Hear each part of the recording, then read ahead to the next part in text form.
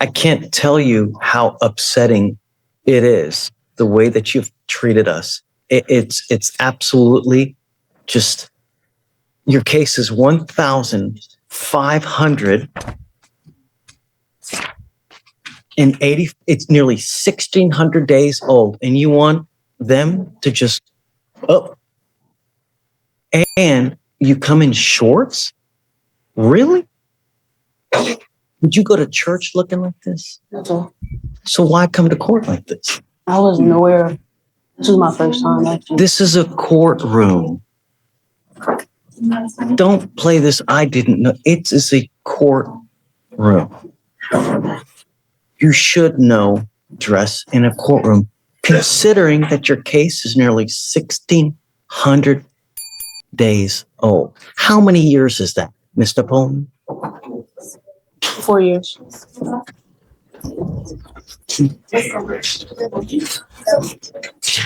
You have until next Monday to get the mitigation packet done. If you don't have it done, then you will get an immediate 10-day trial setting. And I don't care who's got what. State, get ready for trial now. Please get everything that you need to get now, because I'm fast tracking this to trial. And I don't care what came this, came that. Jesus came down to prevent you from doing. I don't care. You have until Monday to get the mitigation packet done. And if you don't have it, then you will either accept the plea bargain from the state or you will get a 10-day trial setting. Yes, sir. Do you understand? And if you come back again in shorts, I can't tell you the level of disrespect that shows, not to mention the fact that your case is 4 years old. I mean, it's a double kick in the ding-ding to us, really. And you ought to be ashamed, because that's not the way someone thinks. Right. Take a seat for me. We'll be back.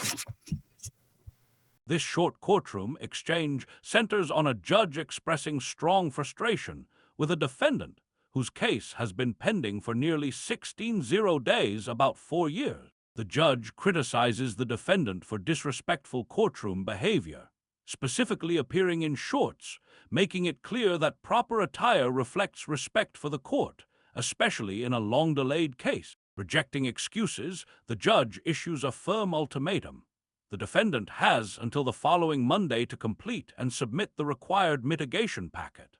Failure to do so will result in an immediate 10-day trial setting with no delays or exceptions, forcing the defendant to either accept the state's plea deal or go straight to trial. The judge emphasizes that the case is being fast-tracked, warns against any repeat of inappropriate behavior, and makes it clear that the court's patience has run out, signaling that this matter is now approaching a decisive resolution. Good morning, Mr. Hodges. Did you run an NCIC on him, please? What all does he have open elsewhere? Yes, I'll run it right now. And then if you can refresh my memory with regard to our case as well, please. Yes. In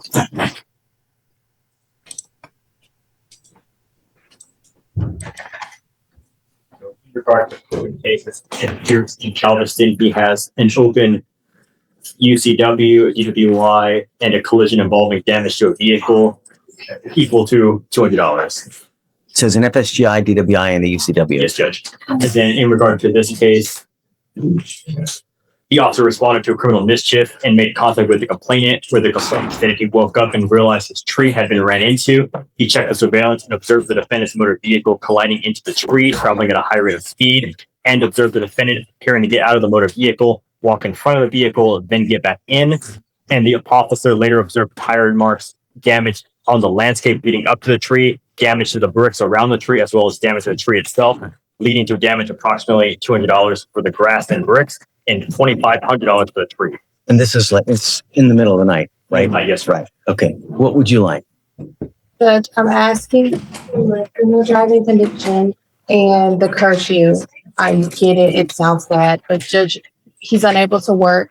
He's an electrician. He works throughout the night sometimes. Well, I'm not, I don't want you out in the middle of the night, Mr. Hodges. You have 4 open cases and you're out. You already were given one chance when you got on bond for those 3 cases out in Galveston. Now you've picked up another case in the middle of the night. Are we able to lift the no driving restriction then? You know, and maybe do 5 to 10 p.m. It's just the 6 to 6 kind of interfere with his work schedule, like I said. But I understand completely not wanting to drive at night. What's the curfew now? I think it's 6 to 6. It's 9 p.m. Oh, No, I don't do that bad. It's 9 p.m. to 6 a.m. What do you want, Mr. Hodges? I'm not giving you in the middle of the night. I'm telling that you now. You have 4 open cases. This is a potential DWI. So it's really a DWI and a second DWI. And you want me to let you out in the middle of the night? just looked in our driving restriction, Judge, because it's daytime. From Can you run his license? Yes. not eligible, but he has an ODO. Yes, you're saying not eligible. He has an ODO license, Judge. Did he have an interlock in his car at the time when he got here? I don't believe so. Then I'm not going to do it because he's supposed to have an occupational. An occupational always needs an interlock. It may have. You're violating your. But did you have any? You're supposed to have an interlock as part of the occupational license. You're in violation of your occupational license. You know? It may not have required that, Judge. Because I'm not on the Galveston case. Show me, do you have a copy of the occupational license? Okay. I have the granting of the occupational driver's license. The reason it didn't require interlock is because he had it prior to this. He got it for tickets that were unpaid because he didn't have insurance. He has current active insurance. I have the ODO right here. Who gave it to him? Is it a JP court? Yes. Can imagine knowing that he has that open DWI in Galveston and knowing that he has now picked this case up here where it has an alcohol. I can't imagine that they're going to let, you know. Right now it is still active. So are we? I don't know how comfortable I feel with him driving. Are you Mom? Come on up, Mom. Come up, Mr. Hodges.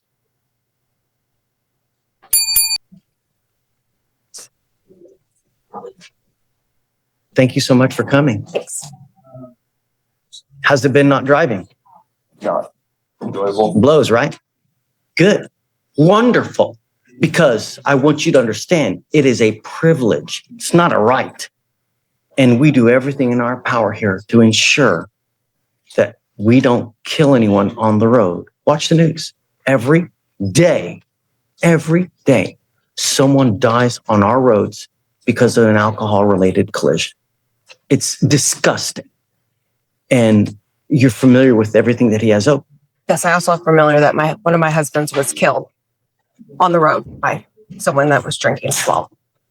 It's disgusting. It's so sad, you know? And I took his privilege to drive away because of what's going on with Galveston. And now here we have the same situation here. They didn't charge him with DWI here, but it very well could have been. And so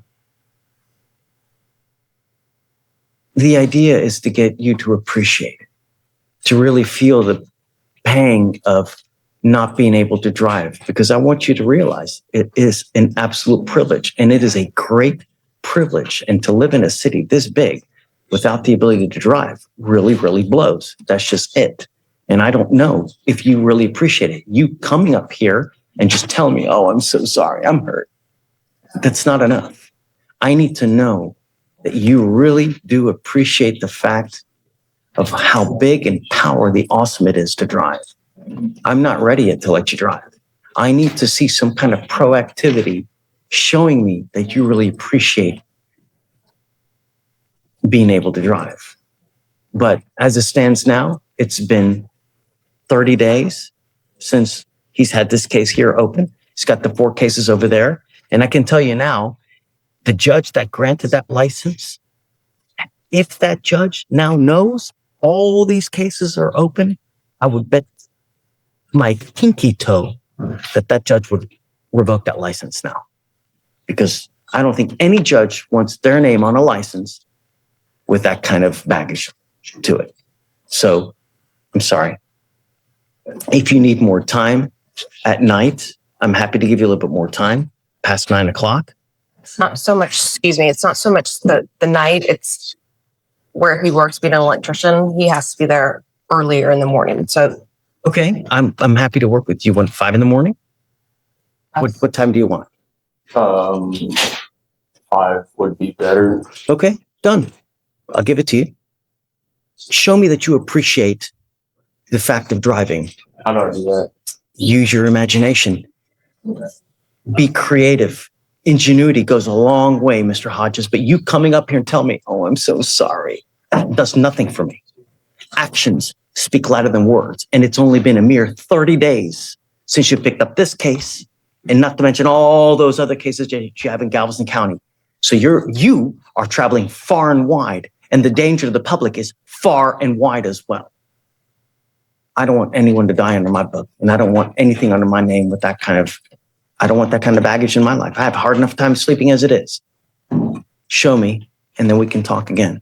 But I really want you to appreciate it, and I don't think you do. This case involves Mr. Hodges, who appears before the court while facing 4 open cases across 2 counties, including a DWI, unlawful carrying of a weapon, failure to stop and give information, and a new incident involving criminal mischief after allegedly crashing his vehicle into a tree late at night, causing thousands of dollars in damage. The judge expresses serious concern that this latest incident appears DWI-related, even though it was not formally charged as such, and emphasizes that Mr. Hodges was already on bond when the new case occurred. Despite arguments from the defense that driving privileges are necessary for his work as an electrician, the judge refuses to lift driving restrictions, noting violations tied to his occupational driver's license and the absence of a required interlock device, stressing that driving is a privilege, not a right. The judge highlights the deadly consequences of alcohol-related crashes, shares personal insight into such losses, and makes clear that public safety comes first. While the court slightly adjusts the curfew to accommodate work needs, the judge firmly denies broader driving privileges, warning that meaningful actions, not apologies, are required before reconsideration, and concluding that Mr. Hodges has not yet demonstrated true accountability or appreciation for the responsibility of being allowed on the road. Noah Biza. Okay. This is set for bail review today. It was also set on Friday and it got rolled to She's today. here. She is here. Her bond was revoked and raised last week due to her picking up a criminal trespass. So she does have 2 ankle monitors on right now, and we would just be requesting that one of those come off. Obviously, she knows that she's not supposed to be within 200 feet of Stereo Live, which is the bar that she was trespassing at. What I don't want is I don't want her out in the middle of the night. And so that's why we have that on. And I'm paying for everything, so nothing is going to come out of her pocket. Come up, Ms. Bison.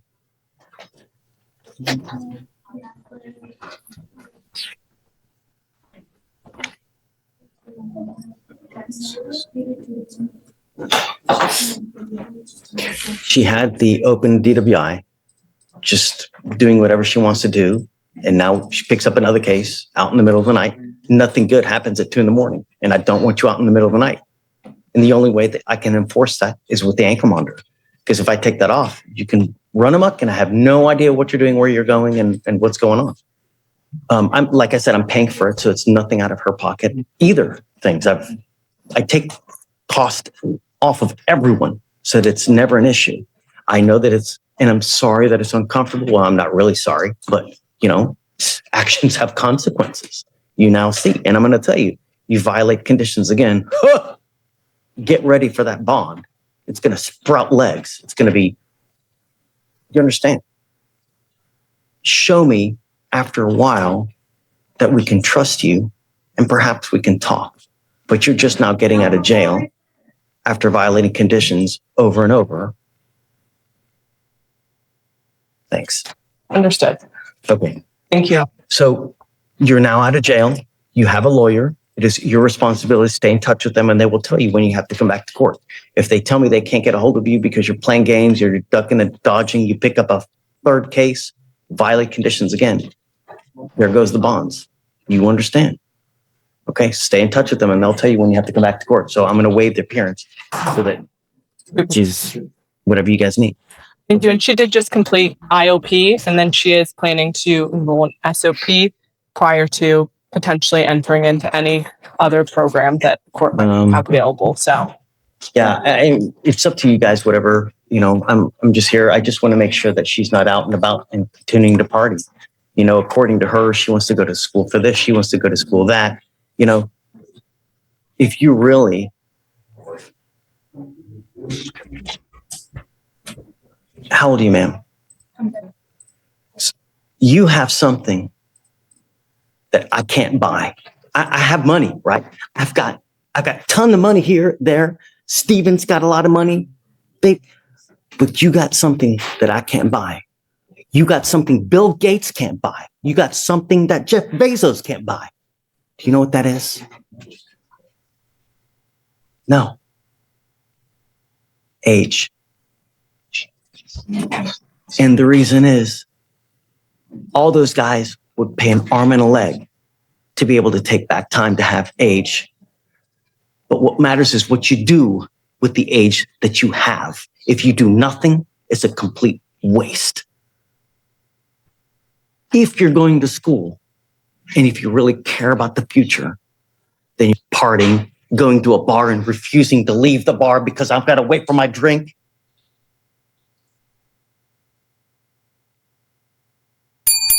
This life is a journey.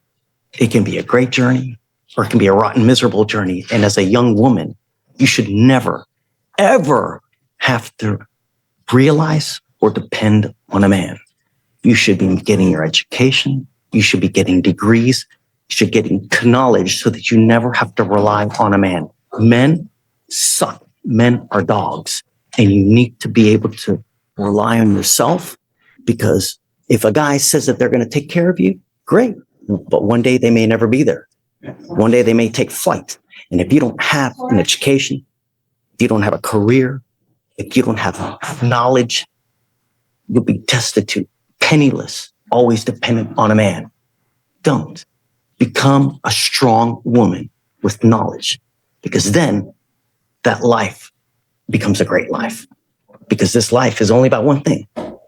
This, the almighty dollar. And if you don't have this, you ain't got shit. You know what I mean?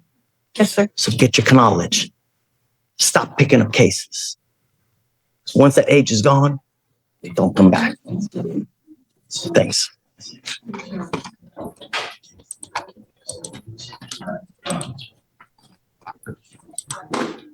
Your Honor, my client does have class from 5 to 9. She's 6 to 9. My apologies.